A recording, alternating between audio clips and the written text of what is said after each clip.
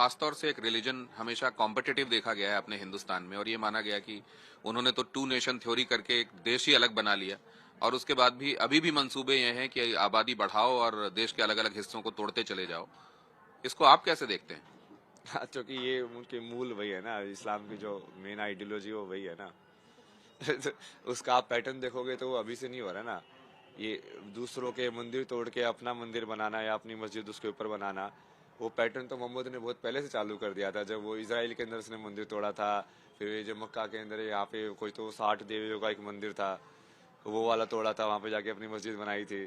तो भारत में तो बस उसके पैटर्न का लाइक फॉलो पाया है, बाकी जगह पे भी उन्होंने सेम ही चीज किया है।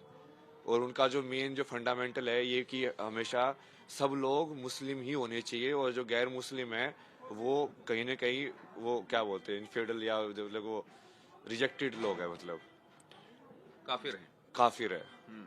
है। तो ये क्या सारे लोग मानते हैं? वो सारे के सारे आप मोनोलिथिक मानेंगे कि वो सब लोग जो इस्लाम को मानते हैं वो ऐसी ही सोच रखते हैं, या उनमें भी अलग सोच रखने वाले लोग हैं? मतलब ये हम आइडियोलॉजी की बात कर रहे हैं, वो मानने वाले वो तो ठीक है, लोग अलग हो सकते हैं ना उसकी।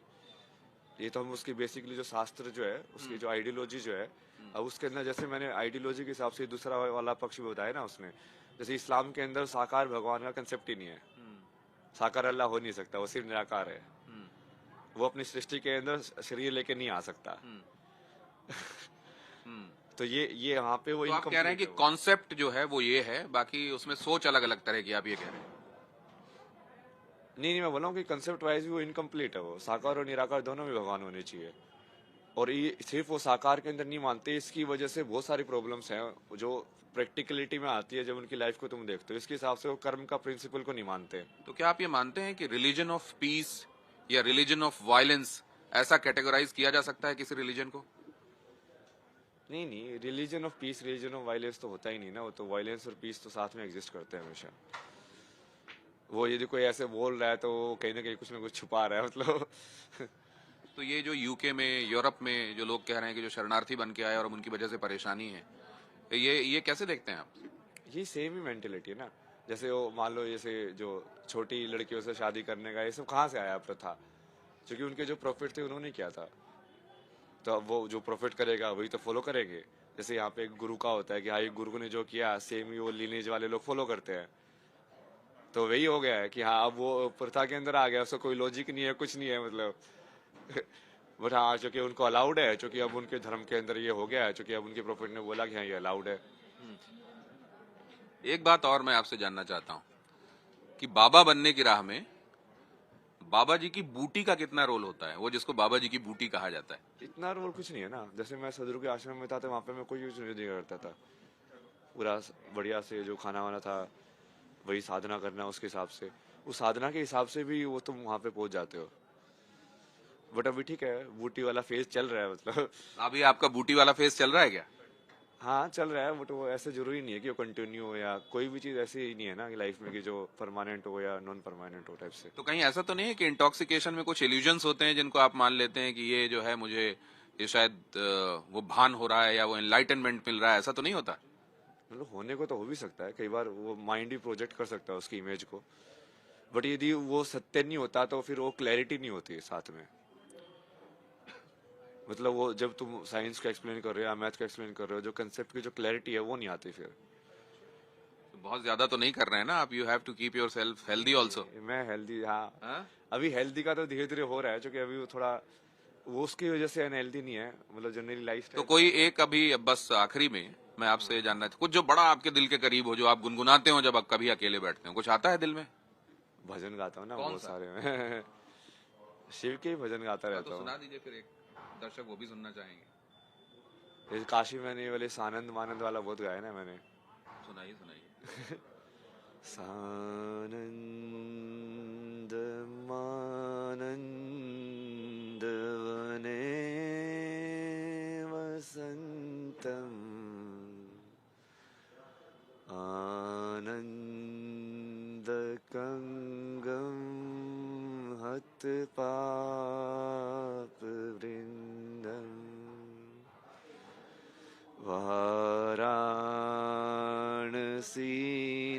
वाराणसीनाथ तव नाम विश्वनाथम श्री विश्वनाथम शरणं प्रपद्ये। आज में चला गया। श्री विश्वनाथम शरणम प्रपद्ये, काशी विश्वनाथ का ध्यान करते हो। आपका बहुत धन्यवाद। लगातार ये देख रहे हैं हम कि because of variety of reasons लोगों से आपको ज्यादा मिलना पड़ रहा है और हम जैसे लोगों से भी बहुत ज्यादा मिलना पड़ रहा है और ये कई बार टायरिंग होगा, टैक्सिंग होगा।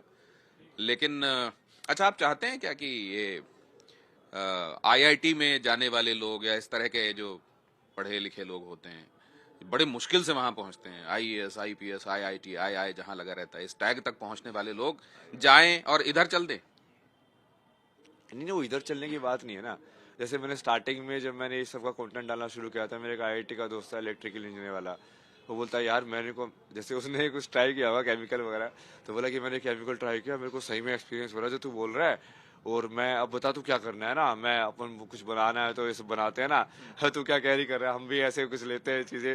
भाई ये सब चीजें नहीं करनी है, देख अब तू इलेक्ट्रिकल इंजीनियरिंग है तो एक काम करना, सबसे पहले जो शिवलिंग की जो शेप है उस शेप को एनालाइज कर कि उसके अंदर एनर्जी डिस्ट्रीब्यूशन तो ये सब पता है कि हाँ ग्राफ व्राफ कैसे प्लॉट करते हैं कि वो एनर्जी उसी शेप के अंदर या उसी पर्टिकुलर वैल्यू क्या है उस शेप की, शिवलिंग की, तेरी एक्सपर्टीज उसके अंदर है तो वैसे कंट्रीब्यूट करना है उसके अंदर। तो मैं तो लोगों को भी बोलता था कि आईआईटी वाले लोगों को भी कि उस चीज को तुम विज्ञान को समझो ना, तो तुमको तुम्हारा जो आईआईटी का जो ज्ञान है या तुम्हारी लाइफ जो है उसके अंदर भी वो हेल्पफुल होगा।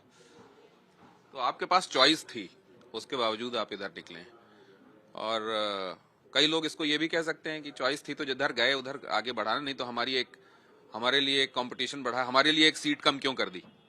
नहीं, ये सब तो वो मतलब अपनी कमी या अपनी डिससेटिस्फेक्शन को समाज में प्रोजेक्ट करने का यही तो मेन ट्रैप है स्पिरिचुअलिटी का, कि लोग सोचते हैं कि जो अच्छा हो रहा है वो मैं करता हूँ, जो बुरा होता है वो समाज करता है।